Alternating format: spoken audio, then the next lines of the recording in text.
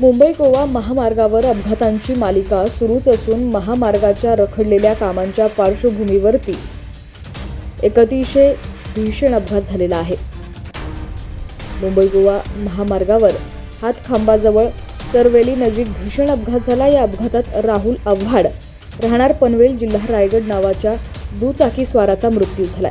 रायगड पनवेल इथं राहुल यांचं लग्न डिसेंबर 2017 मध्ये झालं होतं।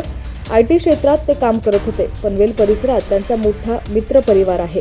या अपघाताचं वृत्त कळताच पनवेल परिसरातील त्यांच्या मित्रपरिवारांमध्येही शोकाकुळ वातावरण आहे। राहुल हे पनवेल इथंच वास्तव्यास होते।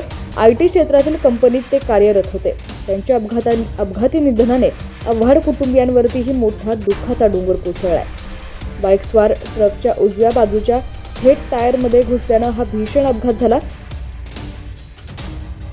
दुचाकीस्वार मुंबईच्या दिशेने जात असताना चरवेली इथं हा अपघात घडला। या अपघाताचं वृत्त कळताच रत्नागिरी पोलिसांनी आणि स्थानिकांनी घटनास्थळी धाव घेत दुचाकीस्वाराला रत्नागिरी जिल्हा रुग्णालयात दाखल केलं असून या अपघाताची नोंद करण्याची पुढील कारवाई रात्री उशिरापर्यंत सुरू होती।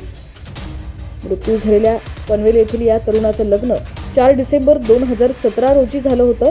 नुकताच लग्नाचा वाढदिवसही झाला आणि आठवड्याभरातच निष्ठुर नियतीनं दाव साधल्यानं कुटुंबियांवरती दुःखाचा मोठा डोंगर कोसळलेला आहे।